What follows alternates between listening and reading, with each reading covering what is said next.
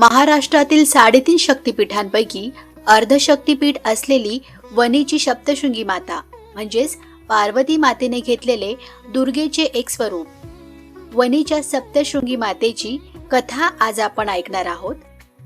हे मंदिर नाशिक पासून 64 किलोमीटर अंतरावर आहे। या गडाला सप्तशृंगी गड का म्हणतात?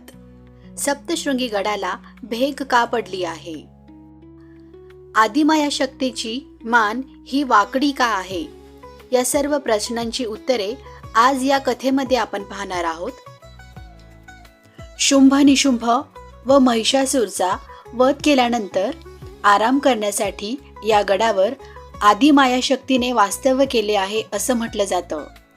सप्तशृंगी गडावर महिषासुराचं एक मंदिर आहे।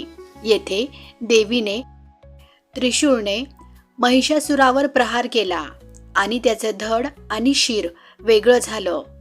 त्यामुळे या पर्वताला खूप मोठी भेग पडली आहे। सह्याद्रीच्या डोंगर माथ्यावर जिथे देवी निवास करते त्या सह्याद्रीच्या कड्याला 7 शिखरे आहेत। त्यावरून या गडाला सप्तशृंगी गड असं म्हटलं जातं।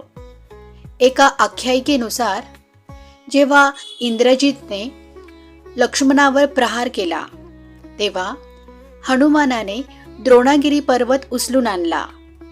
आणताना काही भाग खाली पडला। तो पडलेला भाग म्हणजेच सप्तशृंगी गड असं म्हटलं जातं। दुर्गा सप्तशती याची निर्मिती मार्कंडेय ऋषी यांनी केली आहे असं म्हटलं जातं। मार्कंडेय पर्वतावर दुर्गा सप्तशतीचे पठण सुरू होते तेव्हा मार्कंडेय ऋषी मार्कंडेय पर्वतावर दुर्गा सप्तशतीचे पठण करत होते तेव्हा त्यांचा आवाज हा सर्वत्र सर्व पर्वतांवर घुमत होता। मातेने दुर्गा स्तुती ऐकण्यासाठी स्वतः मान झुकवली आहे म्हणून मान वाकडी आहे असं म्हणतात। काही आख्यायिकेनुसार वेगळीच कथा आहे।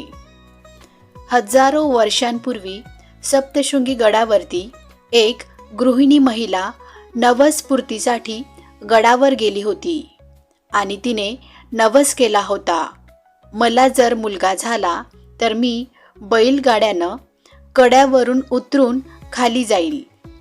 तो नवस फेडण्यासाठी ती जेव्हा कड्यावरून खाली उतरू लागली तेव्हा माता स्वतः तिच्या रक्षणासाठी तिच्याकडे गेल्या।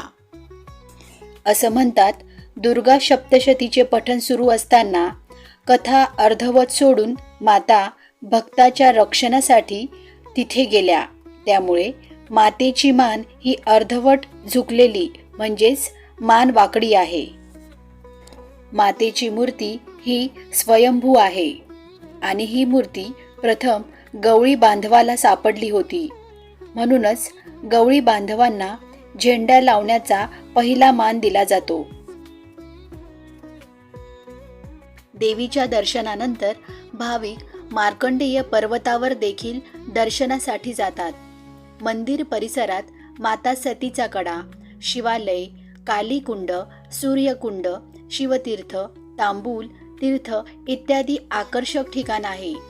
नाथ संप्रदायांपैकी मच्छिंद्रनाथांनी येथे येऊन सप्तशृंगी मातेचे 7 दिवस अनुष्ठान करून सप्तशृंगी देवीला प्रसन्न करून शाबरी विद्या हस्तगत केली। याचा पुरावा श्री नवनाथ कथासार 2ऱ्या अध्यायामध्ये आहे। अशा या महिषासुरमर्दिनी आणि सप्तशृंगी मातेचा आशीर्वाद सर्व भक्तांवर राहो हीच देवीचरणी प्रार्थना। आईसाहेब यांचं माहेर हे खानदेश आहे तर सासर वणी आहे असं म्हणतात। म्हणूनच माहेरकडची माणसं जेव्हा येतात तेव्हा आदिमाया शक्तीचा चेहरा हा प्रसन्न असतो आणि जेव्हा माहेरकडची माणसं हे परतीच्या वाटेला निघतात तेव्हा मातेचा चेहरा हा रडलेला असतो। ही पवित्र जागा आहे जिथे हजारो वर्षापूर्वी देवी सतीचा हात आकाशातून पृथ्वीवर पडला आणि याच ठिकाणी देवीने धारण केलं आपलं सर्वात प्रचंड रूप. तेव्हा हे ठिकाण 51 शक्तिपीठांपैकी एक बनलं. तुम्हाला ही कथा कशी वाटली हे कमेंट्स करून नक्की सांगा. अशाच प्रकारच्या कथा ऐकण्यासाठी चॅनलला नक्की सबस्क्राईब करा.